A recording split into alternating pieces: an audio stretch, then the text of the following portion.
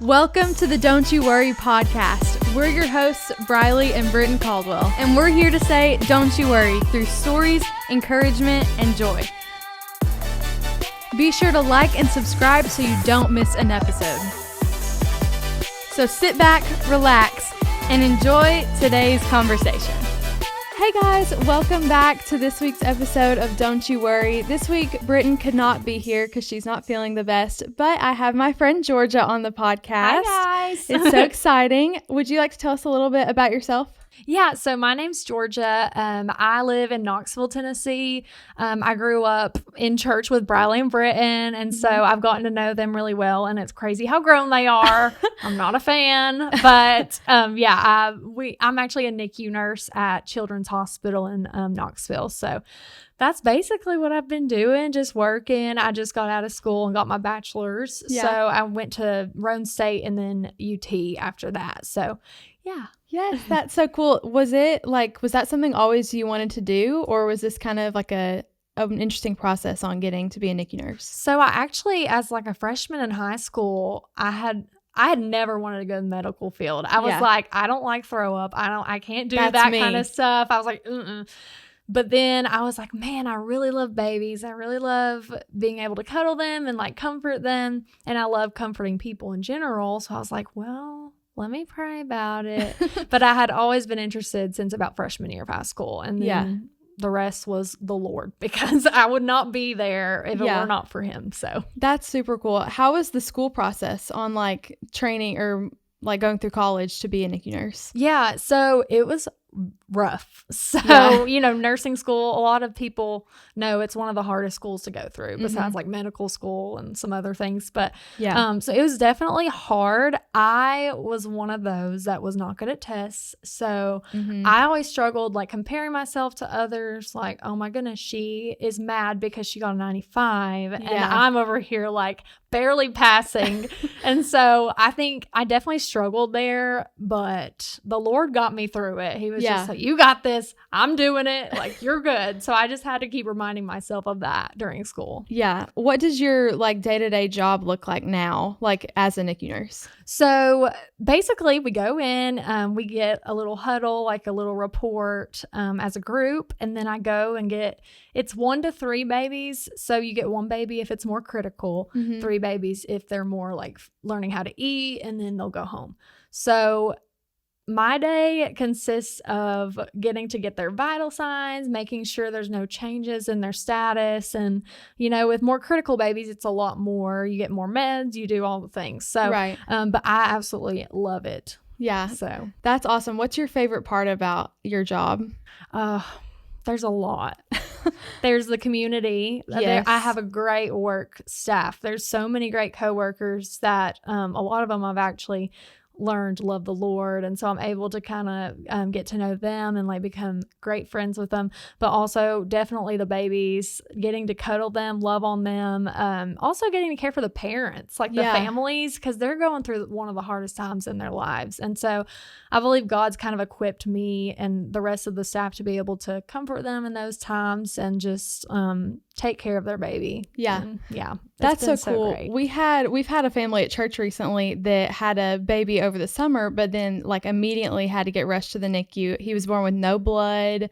It was like a whole situation, but it was like really intense, like all the things that everyone does, but their staff there was amazing, and they said it was it turned out really good in the end. Awesome. So I love seeing stories unfold like that. Because it's just, I try to tell people, I'm like, it's all the Lord like working through your child. Thankfully, I'm kind of able to share my faith at work. So it's like a good doorway to be like, hey, do you know Jesus? Like this is like how he's working, So I think that's super cool how the story unfolds. Yeah. So I think I don't know what I want to do after high school. I have no idea. Yeah. But I'd probably like nursing's not really my thing, but I think it's so interesting. Like just to see everyone's stories. It's so cool. The job process. But how would you encourage like me and my sister who don't know what we want to do after high school? Man, I would just say, definitely, you probably already know this, your dad's a pastor. Yes. Pray about it. Yeah. kind of look into the gifts that God's given you. Like he kind of gave me a gift of encouragement, a gift of like comfort. I don't even know if it's an actual gift, but comforting people is something that I love to do. I guess hospitality. Yeah. So, just looking into your gifts, like what am I good at? Like what has the Lord equipped me to do? And how can I use that to share him with others, share the gospel, share just love in general? And I feel like that's such a great mindset to have when you're going into, okay, what do I want to do? Yeah. So. Yeah, that's really cool. How was, speaking of Dad, he was your youth pastor too when you were in high school. So how was that? That was so good. Okay. I'm sure you have like crazy stories about him. Oh gosh. I'm trying, honestly, it's been so long. I'm trying to think of crazy stuff. I do know that I just absolutely adore him, and I loved getting to, he's one of the people that helped me to know what mission work was and how to do it. I was actually here doing mission work locally, which you're used to hearing, oh, they went to Africa or they went to Guatemala, which I've loved going to different countries, but I feel like there's something special about local church mission, just being able to go across the street and be like, hey, I want to show you Jesus's love. Here you go.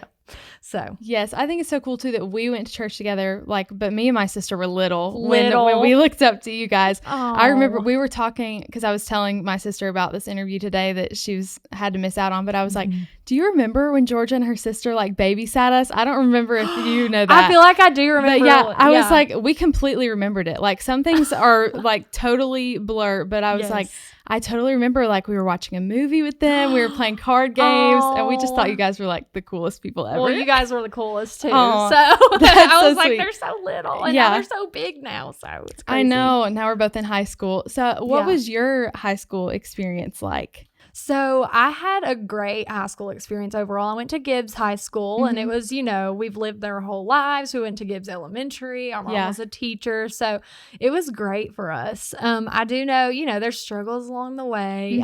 It's kind of in high schools where you're really digging deep into your relationship with the Lord and also finding new friendships and all this change is going on. So there were definitely years where I was like, Lord, what are you trying to do here? Because this is rough. And so overall it was good, but there was a lot of struggles, boys come in and go and it's just, that. And then there's other things and it's just crazy, but it's honestly one of the biggest stages where I grew. Yeah. So, that's good to know. Cause my sister is a freshman right now. So she's brand new into high school and then mine's junior year. So it's all the things thrown at you, but also working towards college. So it's, stressful, but it's good to hear that it's actually a good time to grow through everything. Oh yeah. And I was going to mention, just because it's literally called Don't You Worry. Yes. I have struggled with anxiety my whole life. And at first I was just kind of I'll be fine. It was freshman year when it first got really bad. I wouldn't really eat much.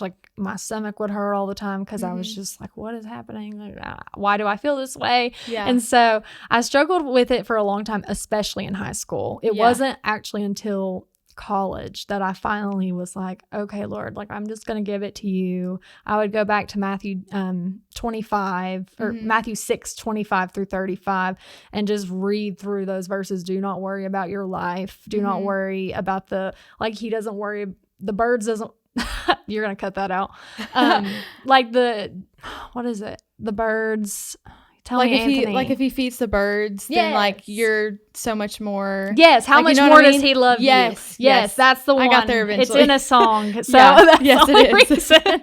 But so I think just going back to that, and obviously, it's not going to take away your anxiety. Yeah, it might. I mean, the Lord can do anything. Yeah, He is all knowing. He knows exactly what's going to happen. He can do anything, give and take away. But that's the thing. I believe that the more that you go through that, the more you learn to rely on him through your struggle of anxiety. So that's good to know too, because obviously me and my sister struggled with anxiety, but everybody at our school, it seems and everyone our age just all struggles with it in some form, some more than others, but it's definitely a thing. It is a struggle, for sure. Which when you were in high school, you led a lot on like worship bands and stuff like with church, and me and my sister are doing that too. So how has that kind of played into your life? Oh my goodness. So I've done it since I was, Anthony knows because he was the youth pastor then. I was in middle school. So like 6th grade, my dad was helping lead. I'm sure this brings back so many memories. Yes.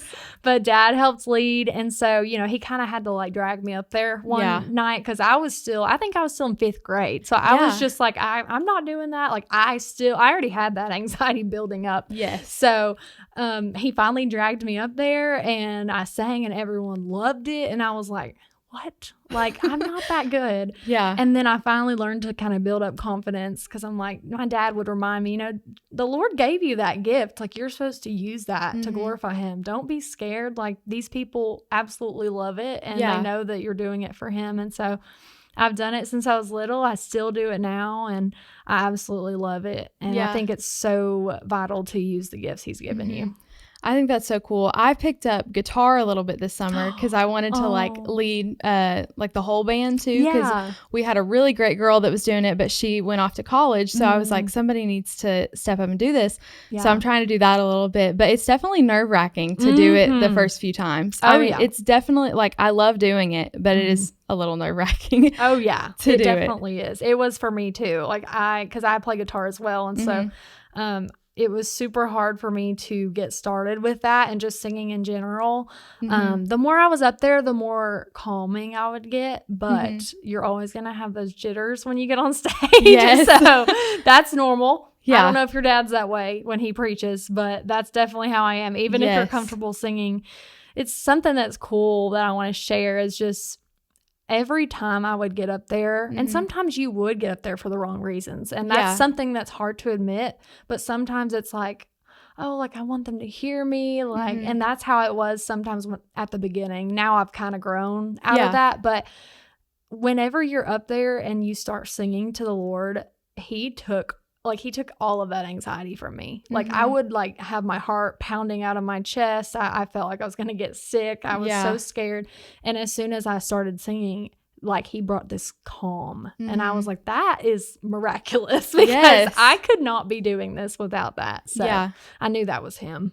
Yeah, that's definitely cool because like you said, sometimes it's like not for the right reasons is you're thinking, oh, well, I know I'll sound good on this song or like, oh, as long as I look good up there or whatever. But I think it's definitely something to like grow through. So how do you think, like, how would you encourage me to keep going and keep doing that even though it's difficult at certain times? Yeah, definitely. Like I've said before, praying. I always pray before I get up there, even while I'm on stage. Like sometimes I just close my eyes, the hands lifted to the Lord, like, God, please help me to get through this. It's all you. It's not me. Like, and that's something to just put in your head that it's nothing that you can do. He's given you the gift to share with others so that they can grow near to him. So I think that was the best advice that I got. And I think my dad probably told me that too. He's got a bunch of wisdom. Shout out Randy. Yes, our dads like played golf together and like they still keep up. So I love it. Yes. But what are your favorite like worship songs right now or just in general? Well, I already sent y'all a message on Instagram when you said the goodbye yesterday. Yes, I love that one. That is my favorite. I literally every morning when I get in my car to go to work at 6 a.m, I have to crank that because I'm like, this is so good. And just the words to it, like goodbye to the past life. I'm moving forward to better things. So that anything elevation, I love. What's another one I've been Josiah King? Is that Josiah Queen? Queen. Yes. Not King. No, you're good. Queen. Yes, we love his music. My goodness. It's the Prodigal. What's the other one? A Garden in Manhattan. That was like, I started listening to it. And at first you just listen to the beat. Yes. And then you hear the words and it's like, oh my goodness. Like, wow, that's good. That's good. Yeah. Like he's going to place me where he has me. And so I think that's cool. But yeah, I think because me and my sister, now that I can drive, I'm driving her to school every day. That's crazy. And in the mornings we have like 10-15 minutes on our way to school and we always like crank up the loudest, like hype praise music we can. Because then after school school, sometimes we'll listen to random stuff, but in the mornings we like always make sure we're listening to like praise that's really hyped up, that gets us excited for the day. That's funny because, you know, I have a younger sister. Hopefully she'll be on here at some point because she's amazing. Yes, I love her. And me and her are the same way. Like, no one can jam to Christian music like me and her can jam together. Yes. And so I was like, it's just like a blast because we're just praising the Lord. Yeah. Because some people, like, they think worship is just how great. Yeah. like just super chill all the time. I'm like, no, it could be fun too. It's fun. Like, we absolutely love it. Those are some of the best moments too. Yes. So you have sang for like a long time. And didn't you even audition for like a certain show? Like, I don't know what all you auditioned for, but you like are really good. Oh, well, thanks. I auditioned for American Idol and The Voice. Okay. 2 separate like years. And I didn't make the first audition for either one of them. It was just so evident though, after I did, I was like, this is not what the Lord wants. Like, I worry about going into that fame, you know, and just I worry about maybe that leading me the wrong way, getting into like, you know, there's alcohol involved in that kind of stuff. Obviously, if I was a Christian artist, that would be different. But like, I was kind of leaning more towards country because I am a big country fan. I love Jesus, but I am a big country fan. So I definitely would worry about that life, and I don't think I would enjoy that life, and I don't think the Lord would want me to do that either. So kind of had to I was like, okay, I didn't make it, that's okay, I'm not even gonna be upset because I know God knows. And so that's a good mindset because that's like a really like performance based too. And worship's like completely different. Some people see it as almost like a concert with people standing on stage, but it's like, no, you're not singing to them, like the whole group is singing together, you know. Exactly. So I think that's cool. Well, thank you for being on the podcast today. This was so much fun. Thank you so much for having me. Yes, it was so exciting. Thanks, and join us next week. Yay!